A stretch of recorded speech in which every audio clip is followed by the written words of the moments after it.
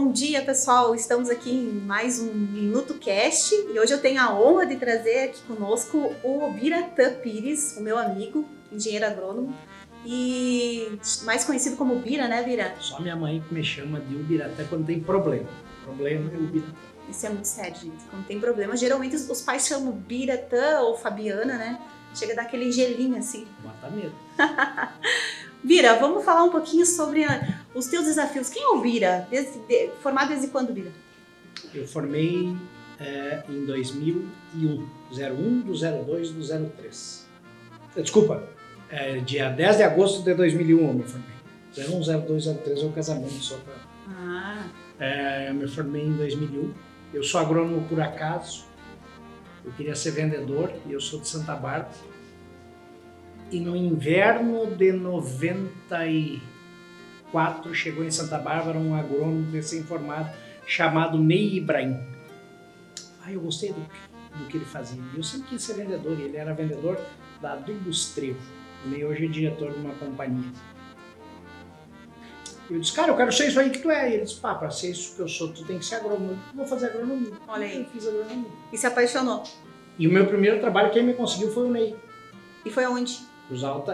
Eu formei na Unicruz em Cruz Alta e 3 meses antes de formar, eu trabalhava na Roulier Brasil, que hoje é a Timac Agro. Timac. Eu sou da uma multinacional, né? Eu sou da primeira equipe da Roulier no Brasil.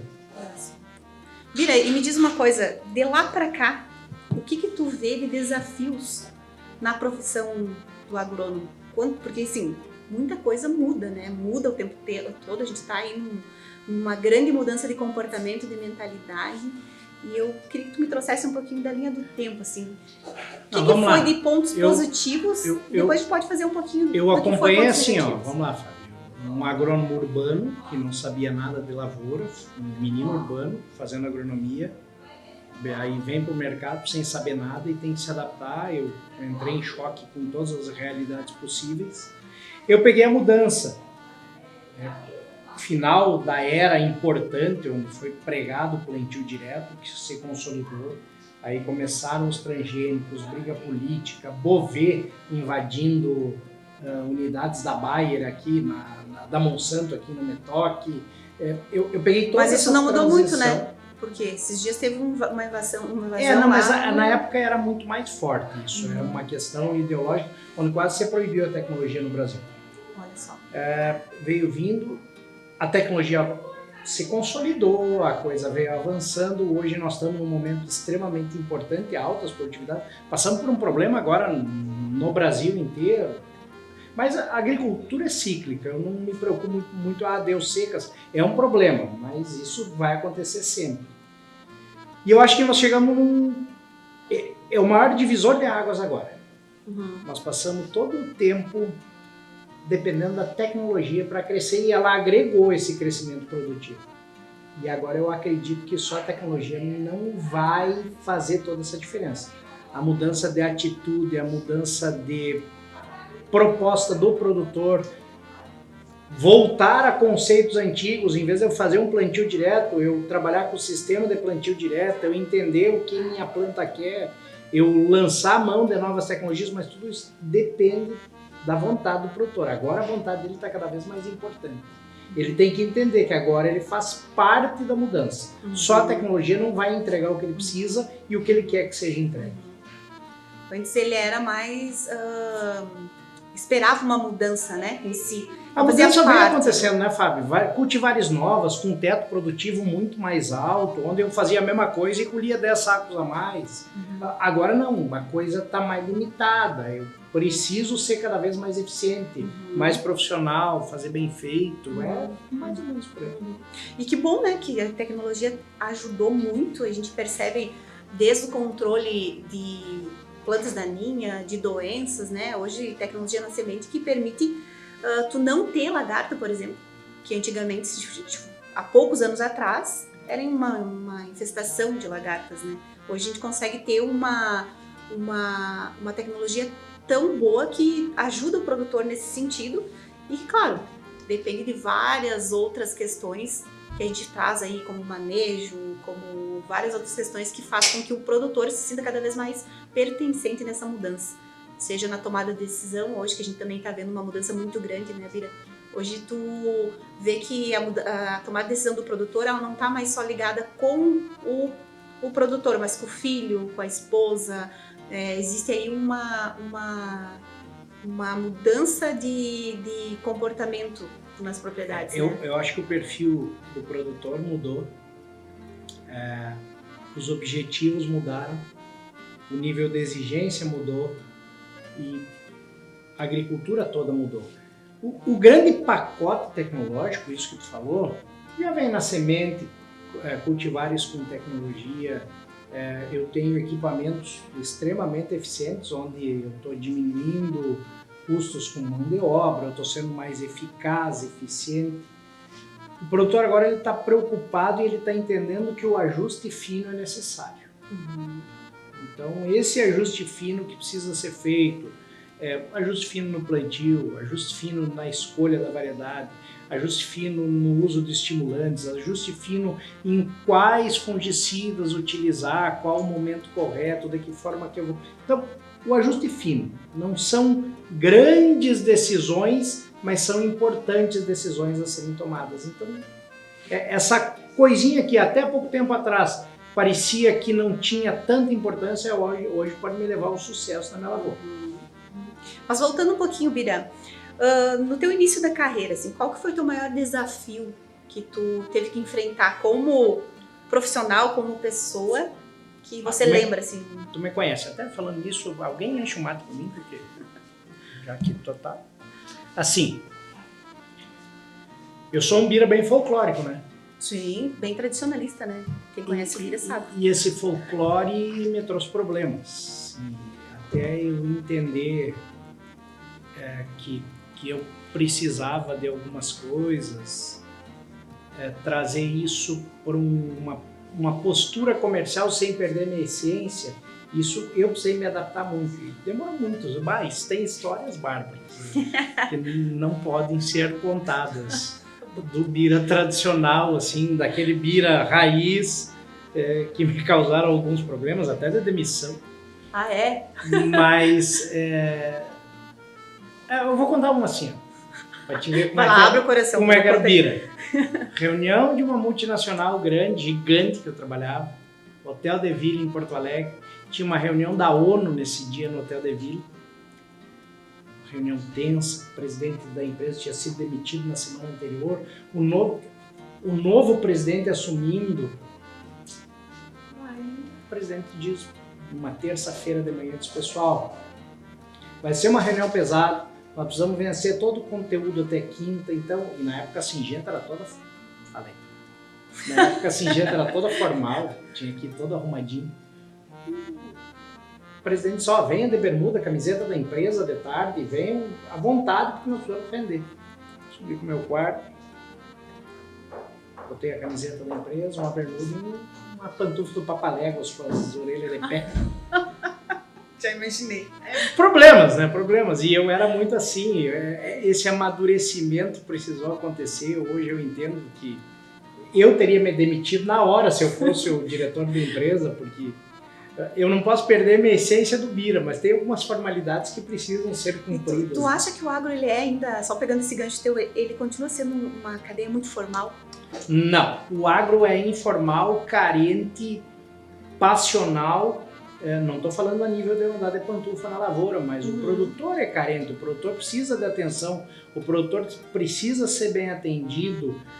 As companhias têm que humanizar, e não estou falando de humanizar da internet agora, eu estou falando de estar mais próximo, sim, de estar entendendo a realidade de cada um, levando o apoio, levando aquela atenção, levando uma assistência diferenciada.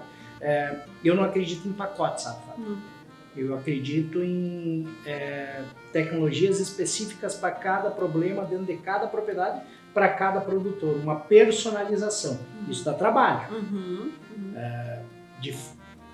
Eu que trabalho numa empresa que eu consigo ainda proporcionar essa personalização, e já trabalhei em empresas grandes onde vinha um desenho já pronto do que eu teria que fazer, eu noto muito essa diferença. E eu tenho certeza, Hoje nós estamos no mundo da globalização e das empresas grandes são compradas por empresas maiores e todo mundo se apavora.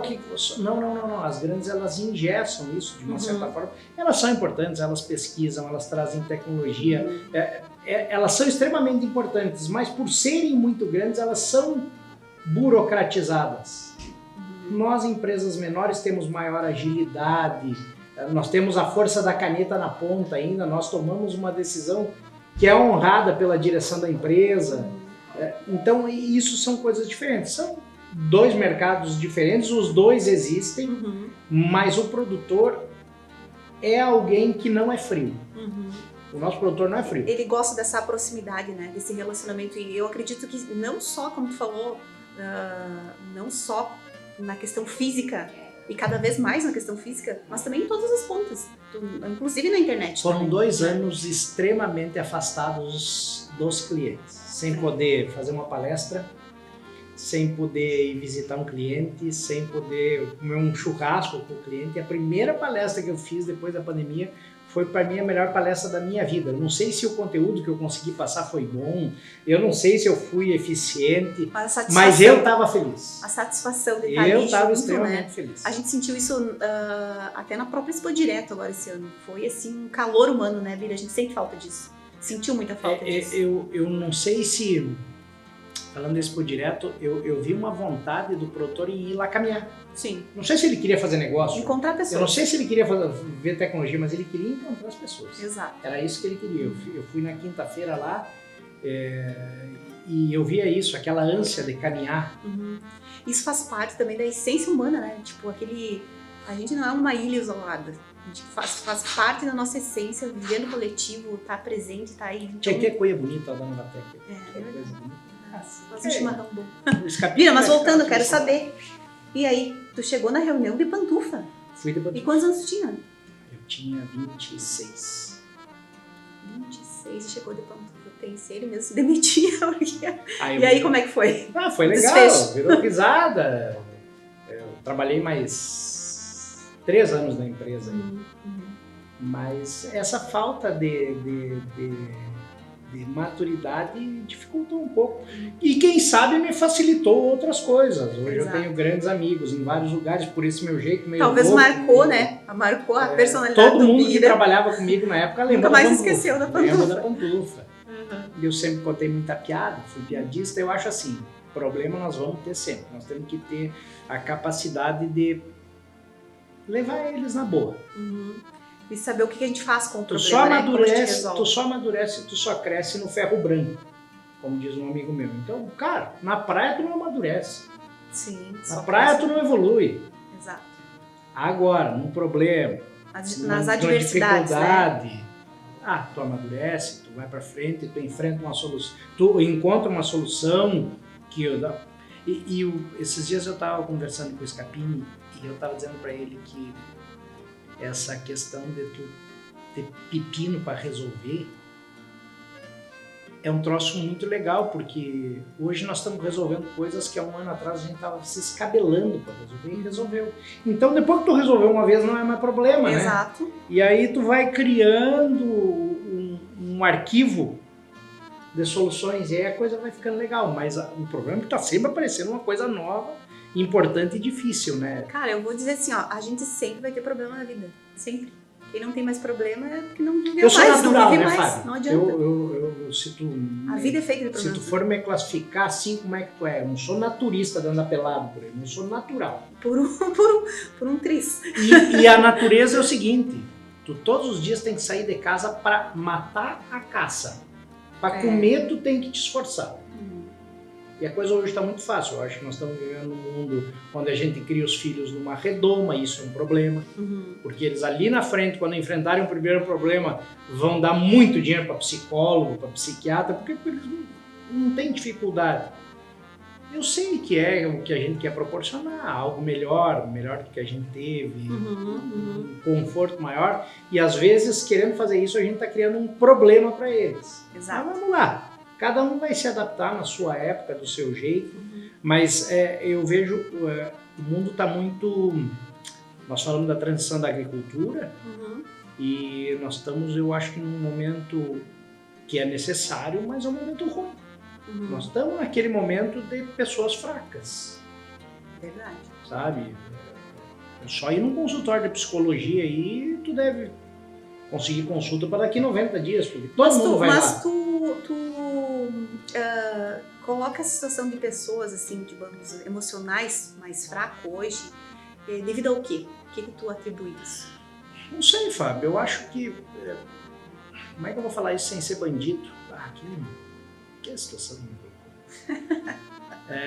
Eu acho que nós viemos criando culturalmente, naturalmente, de 20, 30 anos para cá, uma geração que se ofende muito fácil, uma geração que quer ficar rico muito rápido, trabalhando muito pouco. E aí as redomas foram acontecendo e quanto mais tu fica isolado da realidade, mais tu vai enfraquecendo e a coisa vem refletindo. E daí essas pessoas conhecem outras pessoas, casam, têm filhos, vão criando os filhos dessa forma. Vai chegar um momento onde os filhos vão ser os líderes da casa, porque eles vão querer quem sabe mais. Eu sou meio silvestre, então eu, por exemplo, na minha casa eu não sou machista, tu conhece, mas eu sou líder. Nós discutimos, mas quem determina o caminho sou eu. Quem determina a direção que a gente vai sou eu. Existe uma ordem hierárquica lá na minha casa e o Pedro é o último. E o mundo é assim, ele vai começar a trabalhar, ele vai começar lá embaixo, ele vai ter um chefe, que vai ter um chefe, que vai ter um chefe, que tem o dono da empresa. E a hierarquia funciona. Então a gente tem que entender isso e não olhando de uma forma de bullying. Eu era gordo, bem gordo. E eu era baleia. No colégio. Bastante. Não, eu me defendia. Sim. Simples assim. Alguma vez eu fui não tinha essa questão. Alguma vez eu fui para dona Carlinda Brum Corvalão, que era diretora do colégio. Me dava um medo quando ela saía, na Santa Bárbara do Sul. Quando ela saía no Padre Lourenço Bossi, na porta da sala dela, dizia: Bira! Eu digo: não era o Biratã, pelo menos não era Bira. O que eu fiz? Alguma coisa eu tinha feito, mas a dona Carlinda, eu nunca fui reclamar para ela que o Formiga, que é meu amigo, me chamou de baleia. E o Formiga é o Formiga até hoje. Então, esse tipo de coisa que nós precisamos evoluir, mas não adianta, nós vamos ter que passar por isso.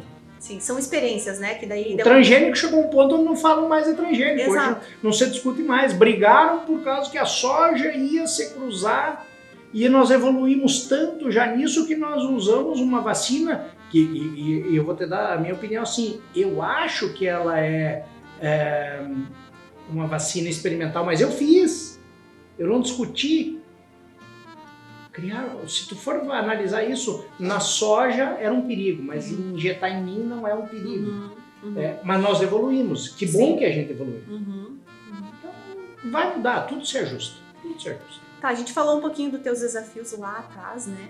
E trouxemos já um pouquinho também dessa percepção de como tá essa geração. Se a gente trouxesse para o agro mesmo, como é que tu vê o maior desafio hoje para uma pessoa que se formou em agronomia e ela tá indo para o mercado de trabalho? Saber o que ela quer. Nós estamos cada vez mais... Eu tenho hoje 4 vagas na empresa.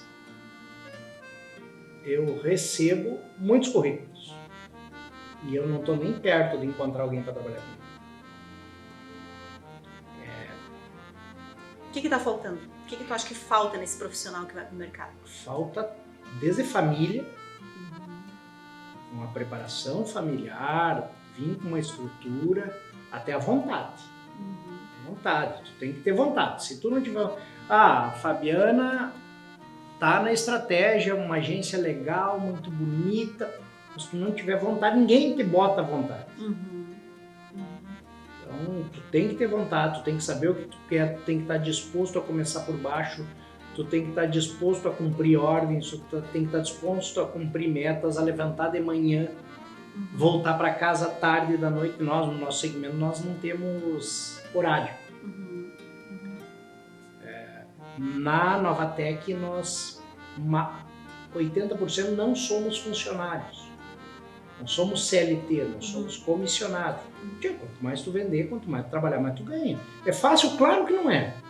Mas se fosse fácil, eu não precisava de nós. Então, tu diria que está mais ligado à questão emocional, comportamental. Comportamental, né? sabe? Do que habilidades. Comportamental. É muito Instagram e pouco trabalho. É Certo. muita selfie e pouco trabalho. E tu tá falando com uma pessoa que gosta de fazer isso. E eu acho que é o ponto principal, né? Tu gostar, saber o que tu quer. A imagem, Gostar daquilo. a imagem que se passa hoje, muito profissional, muitas pessoas que estão no mercado, é que o mundo é perfeito, tudo é maravilhoso, a vida do Instagram e a vida real é diferente. Então tem que analisar isso, fazer, mas tá difícil contratar gente, tá difícil. E estão saindo turmas, tá formando gente, e as pessoas boas se destacam rapidinho. Exato. Bira, então para nós encerrar, quero que tu deixe uma mensagem, já que a gente entrou nessa questão aí, para esses novos profissionais que estão entrando no mercado da agronomia, né? Porque eu acho que o pessoal às vezes se forma e ele não tem uma noção do quanto é grande e vasto esse mercado, né? Nós estamos dentro do agro, dentro da profissão do agrônomo, ele tem várias pontes onde ele pode se destacar, onde ele pode trabalhar. Então essa questão de saber o que ele quer, até dentro do setor mesmo. Qual que seria a tua mensagem para esse turno? Então vamos lá. A gente estava falando esses dias sobre isso. Primeiro, nós estamos há 30 anos no país do futuro, eu já não acredito mais nisso. O Brasil é o país do futuro velho, não sei se é pretérito do futuro, passado, do presente, uma coisa assim. Mas o agro, sim, eu vejo, mesmo com toda... Nós estamos passando por um momento difícil no agro, principalmente com uma visão que nos impõe, que parece que nós somos bandidos, mas não, o agro é produtor, o Brasil é importante, nós somos produtores de alimento, as oportunidades vão aparecer, eu só tenho que ter a vontade, eu só tenho que também decidir o que eu quero fazer, eu quero ser extensionista, eu quero ser comercial, eu quero ser pesquisador, eu tenho que ter isso bem claro. E aí quando eu encontrar meu objetivo, minha vocação, eu me jogar. E não se preocupar muito com feriado. Tu sabe que eu tenho uma briga muito grande. Amanhã é feriado, mas por que amanhã é feriado, gente? Nós vamos estar trabalhando amanhã, né? Feriado. Então para tudo. Nós no Brasil, não sei quantos feriados nós temos, mas nós devemos ter 15% no mínimo no Brasil do período de trabalho, dos 7 dias da semana, de todas as semanas do ano, com algum feriado ou alguma coisa. Eu acho isso ruim, nós temos que começar a mudar isso, nós temos que ser mais engajados, menos ativistas e mais comprometidos com os processos. Eu vou te dar um exemplo de uma coisa que para mim me marca muito. Tu consegue comprar canudo de plástico hoje? Não. Tiraram do mercado, né? Porque o canudo vai pro bueiro, que daí vai para não sei para onde, e mata a tartaruga, né? Eu tô resolvendo o problema do canudo, mas eu tô mudando a mentalidade de quem jogou esse canudo lá. Então é mais fácil eu tirar o canudo do que eu chegar para a Fabiana e dizer assim, tu tem um problema. Fazer uma educação. A sacola plástica não é o problema. Sim. Ela não entra sozinha no bueiro, vai entupir, vai para os rios. Aí As pessoas jogam. A gente volta à questão do comportamento. Então o nosso problema né? é comportamental. Mentalidade. Nós precisamos mudar isso. Então um agrônomo que estivesse formando, ou um técnico que estivesse formando, que são duas atividades próximas. Técnico agrícola e engenheiro agrônomo. Que tiver vontade. Que tiver bem claro o que ele quer. E entender que ele está numa atividade que sim, pelos próximos 30 anos é o futuro, com certeza ele vai ter ótimas oportunidades, ele vai ter um crescimento pessoal, vai ter crescimento financeiro, vai ter crescimento profissional. É só a vontade. Venham com vontade. A Novatec, a Bayer, Singenta, a Basso, está todo mundo esperando. Tá difícil encontrar, mas quando a gente encontrar, a gente está esperando, a gente está de braços abertos. Certo. Bira, muito obrigada. Valeu. Foi um prazer aí conversar contigo. Me pegou de susto, né? E muito obrigada a você que está nos acompanhando e até o próximo. Valeu.